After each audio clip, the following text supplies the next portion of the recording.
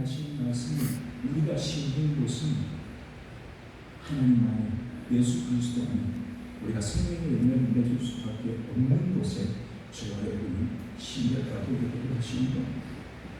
그래서 25절 첫 구절에 우리 예수님께서는 저와 여러분에게 지켜라 이렇게 명령하지 않으십니다. 지켜라 명령하지 않으십니다. 안 지키면 내가 너 죽일 거야 그렇게 말씀하지 않으십니다. 뭐라고 하시는가 하면 네가 나를 사랑한다면 네가 내 계명을 지킬 것이다. 앞에 사랑한다는 것이 전제 조건인데 진짜 사랑한다면 이 삶에 내가 한 말이 열매를 맺고 내가 한 말이 네 삶의 네 입술을 통해서 네 손과 발을 통해서 그렇게 드러나게 될 것이다. 그렇게 말씀하고 계십니다. 그러면 예수님 말씀하신 계명은 도대체 뭘 말씀하시는 걸까요? 오늘 본문 21절을 한번 보시기 바랍니다. 21절을 함께 읽겠습니다. 21절입니다. 나의 계명을 지키는 자야 나를 사랑하는 자야 나를 사랑하는 자는 내 아버지께 사랑을 받을 것이고 나도 그를 사랑하여 그에게 나를 나타내리라. 아멘. 이 구조에서 우리말 성경에서는 번역을 너무 깔끔하게 하나로 잘 했는데 더 정확하게 얘기하는 이런 구조입니다. 첫 번째 시작하는 구조는 나의 계명을 지키는 자라야 그 길을 이렇게 해석할 수 있습니다. 나의 계명을 가지고 있고 다시 말하면 내 계명을 간직하고 있고 그리고 그것을 지키는 자야 그 말입니다. 하나님 말씀이 저와 여러분이 가슴 속에 들어있지 않는데 우리가 무슨 수로 하나님의 계명을 지키고 살 수 있겠습니까? 오늘 본문이 얘기하는 것은 우리 마음속에 하나님의 계명이 소중한 것으로 간직되어 있기를 원하는 하나님의 간절한 소원 또한 여기에 담겨 있는 겁니다. 예수님은 자신을 사랑하는 바로 그 사람이 아버지에게도 사랑을 받고 예수님도 그를 사랑해서 그에게 내가 나 자신을 나타낼 것이다 그렇게 약속을 하십니다. 아까도 말씀드렸지만 사랑을 얘기하시는 이유는 관계를 얘기하시는 겁니다. 우리가 어떤 관계 속에 들어있는 여러분 휴대폰을 지금 다 많이들 하시지요. 우리 어르신들도 딴 거는 할 줄 몰라도 카카오톡 이런 거는 하실 수 있을라는지 모르겠습니다. 카카오톡이 뭐냐 하면 서로 이렇게 대화할 수 있도록 만들어 놓은 이 어플이 있어요. 어플이라고 하면 무슨 말인지 모르시겠죠. 그런 게 있어요. 휴대폰. 근데 그 카카오톡에 내가 대화를 나눠야 될 사람들을 초대할 수가 있습니다. 이름 두드려가지고 이 사람 나오면 그 사람 대화 상대로 부릅니다. 그럼 나하고 같이 이야기를 나눠야 될 사람들이 대화방을 만들게 됩니다. 30명이 될 수도 있고 5명이 될 수도 있고 많이는 100명이 함께 할 수도 있습니다. 얼마든지 많은 사람들이 그 대화방에 초대할 수 있습니다. 오늘 예수님께서 저와 여러분에게 그 대화방으로 우리를 초대하신 거예요. 그 대화방에 초대했는데 이런 사람들이 있습니다. 나가는 사람이 있습니다. 거기서 나가면 그 안에서 이루어지는 얘기를 들을 수 있을까요? 못 들을까요? 못 듣습니다. 그 대화방 안에 들어있어야 그 대화 주체가 이런 어떤 메시지를 날릴 때 그렇구나 저는 이렇게 하겠습니다. 저거 이렇게 할게요. 좋습니다. 서로 대화가 가능한 방이 됩니다. 오늘 예수님께서 예수님의 계명을 간직하고 지키는 것 그것을 통해서 저와 여러분이 예수 그리스도와 함께 한 대화방 안에서 우리가 서로 얘기를 나누고 그 얘기를 듣고 내가 뭘 하면 될지를 확인할 수 있도록 우리에게 요청을 하시는 장면이 나옵니다. 바로 그 다음 절 보면 이렇게 얘기를 하시니까 누구 한 사람이 갑자기 튀어나와서 예수님에게 묻습니다. 22절을 다시 한번 보겠습니다. 22절입니다. 가룟이 아닌 유다가 이르되 주여 어찌하여 자기를 우리에게는 나타내시고 세상에는 아니하려 하시나이까. 아멘. 여기에 가룟인 아닌 유다라고 했습니다. 가룟 유다는 누군지 아십니까? 가룟 유다는 예수님을 팔았던 사람이지. 근데 여기에 나오는 유다는 그 가룟이 아닌 유다예요. 가룟인이 아닌 유다. 이 가룟인 아닌 유다에 대해서는 여러 가지 이제 학자들의 얘기가 있습니다. 가나안인 시몬이 이 가룟인 아닌 유다를 얘기하는 거다. 아니면 또 도마를 가룟인 아닌 유다라고 얘기하는 거다. 근데요, 그 사람들이 하는 얘기는 나름대로 자기 논리에 맞추면 다 말이 되는 거긴 합니다만, 실제로는 헷갈리잖아요. 그래서 그런 거를 생각하시기보다는 이 사람은 가룟 유다가 아니구나 그것만 생각하시면 됩니다. 예수님 제자 중에 가룟 유다가 아닌데 이름이 유다인 사람이 있습니까 없습니까? 오늘 보니까 있는 거예요. 예수님 제자 중에 가룟 유다는 아닌데 유다라고 하는 사람이 있다 그렇게 보시면 됩니다. 이 유다가 이렇게 얘기하죠. 예수님, 아니 당신은 우리한테는 그렇게 열심히 자기가 누군지 설명하시고 자기를 나타내시는데 왜 세상 사람들에게는 그렇게 당당하고 떳떳하게 안 나타내시는 겁니까? 이렇게 얘기를 하는 거예요. 실제로 이 유다가 한 얘기와 비슷한 얘기들을 예수님의 형제들도 했습니다. 아니 형님이 그렇게 당당하고 떳떳하시면 여기 변두리에서만 얘기하지 마시고 이런 명절에 예루살렘 올라가셔서 거기서 얘기하세요. 그렇게 얘기한 장면이 나옵니다. 어쩌면 예수님의 형제 중 한 명이었을지도 모르겠습니다. 그렇게 생각해요. 근데 이 말에 대해서 예수님께서는 뭐라고 대답하시는가 하면 오늘 본문 23절과 24절 2절을 우리 한 번 더 같이 읽겠습니다. 23절 24절입니다. 예수님께서 계속해서 대답하여 이르시되 사람이 나를 사랑하면 내 말을 지키리니 내 아버지께서 그를 사랑하실 것이요 우리가 그에게 가서 거처를 그와 함께 하리라. 나를 사랑하지 아니하는 자는 내 말을 지키지 아니하나니 너희가 듣는 말은 내 말이 아니요 나를 보내신 아버지의 말씀이라. 아멘.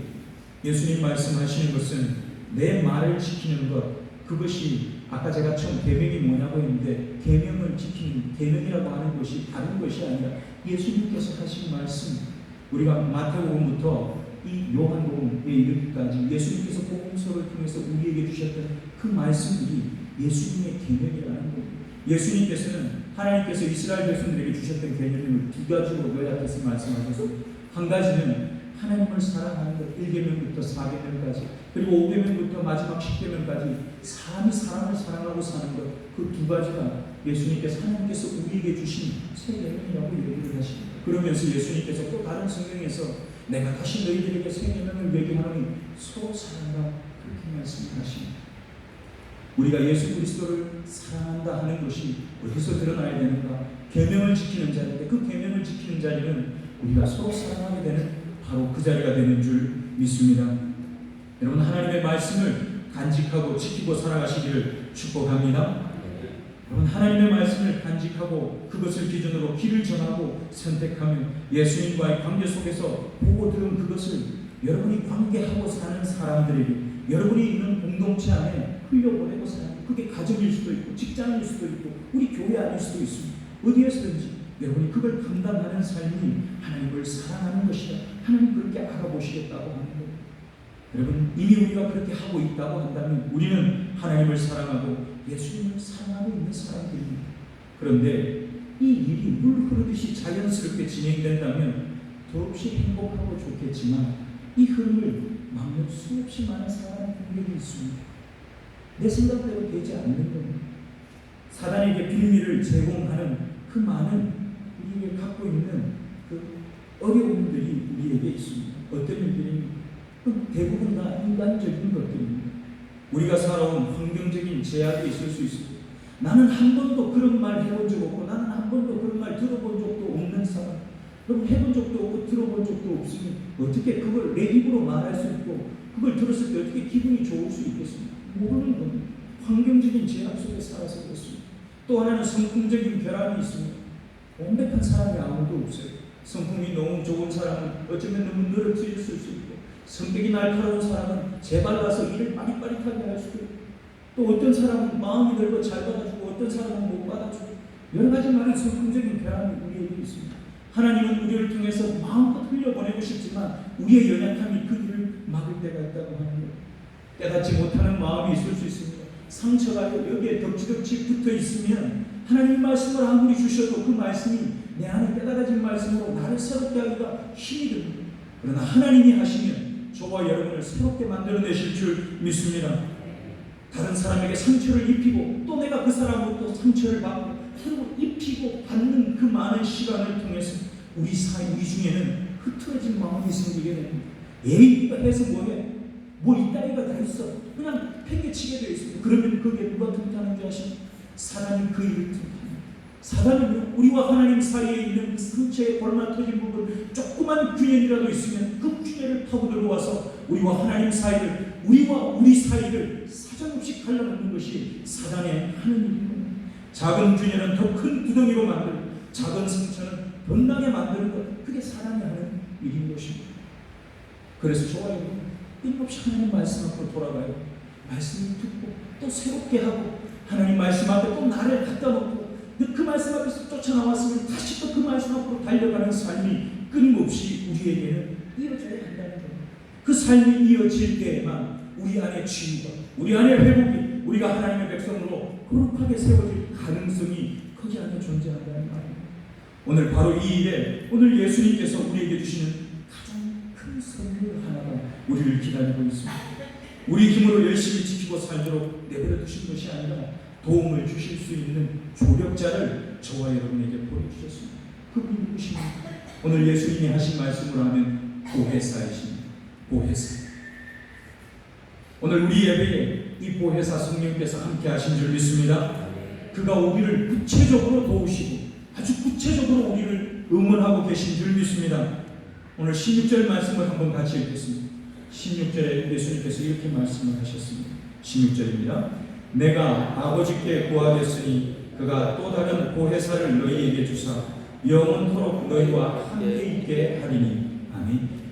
오늘 본문에 보니까 그냥 보혜사를 너희에게 주셨다 그렇게 말씀하지 않으시고 다른 보혜사를 주셨다 그렇게 얘기하는.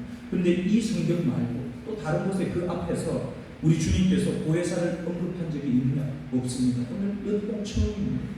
예수님께서 다른 보혜사를 주신다고 하는 것은 보혜사가 여러 있는데 그 중에 하나 다른 걸 주신다 그런 말씀이 아닙니다. 우리가 오늘 본문을 잘 읽어보면 아시겠지만 예수님께서는 언제를 지금 염두에 두고 계신가 하면 예수님이 더 이상 제자들과 함께하지 않습니다. 지금은 제자들이 다 예수님을 보고 있잖아요.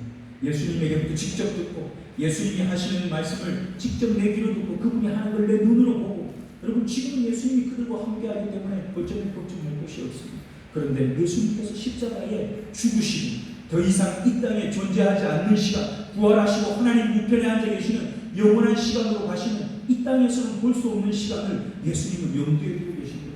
그럼 그때 누가 일하실 것입니까? 그때 이 보혜사가 제자들의 상황과 형편을 살피고 그들에게 생각나게 하고 가르치시고 위로하시고 힘나게 하시고 새롭게 하시고 예수 그리스도가 누구인지 똑바로 볼 수 있도록 눈을 열어서 알게 하신 그 일을 이 보혜사가 하시게 하겠다. 그래서 예수님께서 오늘 이렇게 다른 보혜사라 그렇게 설명을 하시는 겁니다. 오늘 요한 1서 2장 1절에 보면 이렇게 쓰는 구절이 있습니다. 제가 읽을 테니까 들어보세요. 요한 1서 2장 1절입니다. 나의 자녀들아, 내가 이것을 너희에게 쓰는 너희로 죄를 범하지 않게 하려 함이라. 만일 누가 죄를 범하여도 아버지 앞에서 우리에게 대언자가 있으니 곧 의로우신 예수 그리스도시라. 아멘. 잘 보십시오. 요한 1서 2장 1절에 예수님은 어디에 계십니까? 지금 이 땅에서 이 일을 하시는 게 아닙니다. 예수님은 하늘 보좌에 올라가셔서 하나님 우편에 앉아 계셔서 거기에서 하나님 앞에 선 주의 백성들을 향해서 하나님 저 사람은 내가 구원한 사람입니다. 우리의 변호사, 우리의 변호인으로, 여기는 대언자라고 표현했는데 이 대언자라는 표현은 우리가 앞에서 본 보혜사, 파라클레토스라고 하는 헬라어를 쓴 단어와 똑같은 단어를 씁니다. 그 보혜사라고 하는 뜻 속에는 첫 번째, 우리를 도우시는 분이라는 뜻이 있고 우리를 위로하시는 분이라는 뜻이 있습니다. 또 한 가지는 금방 요한 1서 2장 1절에서 얘기하는 내가 우리의 대언자라고 얘기하실 때 변호사, 우리를 변호하시는 분, 그 뜻이 포함되어 있습니다. 여러분, 하늘에서는 예수 그리스도가 저와 여러분을 위해서 변호하기 위해서 준비하고 계시고 우리가 이 땅을 사는 동안에는 보혜사 성령께서 우리와 함께 하시면서 저와 여러분을 하나님의 백성이라 인치신 줄 믿습니다. 여러분, 우리는요 이 세상 사람들이 가질 수 없는 최고의 변호사를 가지고 사는 이 땅에서도 저 하늘에서도 그 변호사를 두고 사는 사람들인 줄 믿으시기 바랍니다. 당당하게 사십시오. 감히 사단이 우리를 참소하고 우리를 아무리 죄 있다고 하나님 앞에 고발해도 우리는 죄 있는 자로서가 예수 그리스도 때문에 구원받은 사람으로 하나님 앞에 이 땅에서도 구원받은 사람으로 우리 주님 앞에 드러나게 될 줄 믿습니다. 오늘 예수님께서는 그 보혜사를 우리에게 선물로 주시고 우리에게 돕는 사람으로 보내주신다 그렇게 말씀하십니다. 여러분, 그 성령의 도움이 있기에 저와 여러분은 이 땅에 포화처럼 버려진 자가 아니라 포화처럼 버려진 자. 성령께서 저와 여러분을 포화처럼 버려주시지 않고 끊임없이 저와 여러분의 마음을 움직이기 위해서 말씀으로 일하시고, 말씀을 듣고 여러분 삶의 자리에 돌아가면 상황을 통해서 깨닫게 하시고 알게 하시고, 누가 부른 찬양 한 구절 속에, 내가 들었던 라디오에 나온 어떤 분의 말씀 한 구절 속에, 내가 읽었던 성경 한 구절 그 속에서 일하시는 하나님을 경험하게 하실 줄 믿습니다. 여러분, 근데 이 보혜사 어떤 분이냐? 이 보혜사는 17절에 보니까 이렇게 얘기를 해요. 17절 말씀 함께 읽겠습니다. 17절입니다. 그는 진리의 영이라 세상은 능히 그를 받지 못하나니 이는 그를 보지도 못하고 알지도 못하니라. 그러나 너희는 그를 아나니 그는 너희와 함께 거하시며 또 너희 속에 계시겠습니다. 아멘. 여러분, 이 보혜사는 어떤 영이라고 얘기하는가 하면 진리의 영이라고 얘기하십니다. 예수님이 떠나고 난 다음에 예수님의 빈자리를 채우시는 분이 보혜사이십니다. 근데 그 보혜사는 자기 나름대로 자기의 일을, 자기의 사역을 자기의 식대로 감당하는 것이 아니라 진리의 영, 진리에 속한 영으로서 하나님이 그에게 부어주신 말씀 가운데서, 우리에게 부어주시는 말씀 속에서 그 말씀이 무엇인지 깨닫게 하시고 말씀대로 살아낼 의지를 주시고, 그 말씀이 내 앞에 걸어갈 때 길이 되도록 우리의 눈을 밝게 하시는 분, 그분이 바로 진리의 영이신 보혜사라, 그렇게 말씀하십니다. 여러분, 보혜사는 철저하게 말씀을 저와 여러분에게 조명시켜주는 분인 줄 믿습니다. 여러분, 이 진리, 이 계명, 이 말씀, 그것은 다른 데서 나온 것이 아니라 모두가 다 하나님의 말씀이라 하는 겁니다. 예수님께서 내 말이라고 했지만 이 내 말은 요한복음, 마태복음, 마가복음, 누가복음 이 복음서에만 국한된 것이 아니라 창세기부터 계시록에 이르는 하나님이 저와 여러분에게 부어주신 모든 말씀이 오늘 예수님의 입을 통해서 우리에게 요구되어지는 내 계명이라고 하는 겁니다. 여러분, 저와 여러분이 받은 말씀이 우리 삶에 걸어가는 길이 되기를 간절히 소원합니다. 여러분, 우리가 그걸 지키고 사는 게 얼마나 어려운지 살아보셔서 아시잖아요. 내 눈에 가시 같은 존재를 사랑할 수 있겠습니까? 우리는 하나님 눈에 가시가 아니라, 제가 요즘 이사야서를 계속 새벽기도 시간에 같이 나누고 있는데 이사야서를 보니까요, 우리가 하나님 앞에 얼마나 거추장스럽고 걸거치는 존재인지, 눈에 연기 같고 코에 연기 같고 내 앞에서 나를 번거롭게 만드는 그런 벌레 같은 존재, 다 치워버리고 깨끗하게 쓸어버렸으면 좋겠는 먼지 같은 존재, 그게 우리가. 근데 예수님께서 그런 우리에게, 우리가 이 길을 똑바로 걸어갈 수 있도록 우리에게 주신 그 보혜사 진리의 영은 어떻게 우리와 함께 하십니까? 오늘 읽었던 부분 17절 뒷부분에 보니까 이렇게 씁니다. 너희와 함께 한다고 얘기하시고 너희 속에 거하신다고 얘기를 했어요. 여러분, 우리와 함께 한다, 그 말은 어떤 표현인가 하면, 지금 우리가 드리는 이 예배, 우리 공동체 안에 성령께서 우리 눈에는 보이지 않지만 지금 제가 전하고 있는 말씀 가운데 성령께서 일하고 계시고, 지금 여러분들이 앉아있는 여러분 옆에 여러분이 기도하며 하나님 주시는 말씀이 내 안에 있기를 원합니다. 기도하는 그 사람 속에서, 그 너희 안에서 성령께서 그렇게 일하고 있다고 말씀하시는 거예요. 여러분과 함께 하시는 성령의 동행하시는 여러분에게 느껴지고 알아지고 보아지기를 간절히 소원합니다. 오늘 예수님께서는 우리에게 내가 그렇게 너와 함께하고 있다, 두려워하지 말라, 그렇게 우리에게 말씀하십니다. 어떻게 예수님께서 안 계신지, 나는 그분을 한 번도 본 적이 없는데 그분이 내 안에 들어와서 그 일을 할 수 있는가? 오늘 본문 19절에 보니까 이렇게 쓰고 있습니다. 19절 같이 읽겠습니다. 조금 있으면 세상은 다시 나를 보지 못할 것이로되 너희는 나를 보리니 이는 내가 살아있고 너희도 살아있겠습니다. 아멘. 여러분, 어떻게 그 일이 가능한가? 예수님이 살아계신 분이라고 얘기합니다. 저와 여러분이 살아있다고 얘기합니다. 오늘 예수님이 살아있다고 말씀하시는 것은 우리가 숨쉬고 있다는 얘기를 하는 게 아니고, 숨쉬고 있지만 믿음이 없다면 그건 죽은 사람입니다. 그런데 우리가 숨쉬는 게 숨이 너무 가쁘고 움직이는 것이 내 마음대로 되지 않지만 내 안에 살아계신 예수 그리스도가 계신다고 하면, 저와 여러분은 오늘 예수님이 말씀하시는 성령의 일하심을 확인할 수 있고 알아볼 수 있는 살아있는 존재인 줄 믿습니다. 여러분, 그렇게 살아있는 존재로 이 땅을 살아내시기를 축복합니다. 하나님이 주시는 말씀을 내가 지키고 산다 하는 것, 내 마음속에 간직하고 산다 하는 것은 내가 발로 많이 움직여서 수많은 봉사와 헌신을 하라, 그 얘기를 하는 것이 아닙니다. 물론 그렇게 해야 될 분들이 있습니다. 건강한 분들은 그렇게 해야지. 그런데 여러분, 더 이상 그렇게 할 수 없는 분들이 있잖아요. 여러분들, 그런 분들 여러분들 어르신들 마음속에도 하나님의 말씀은 여전히 살아있는 말씀으로 여러분 속에 있어야 할 줄 믿습니다. 그 말씀이 여러분 안에 있으면 오늘 여러분이 예배하고 드리오는 여기 예배 드리기 위해서 나온 이 발걸음이 하나님이 기뻐하시는 발걸음이 된다 합니다.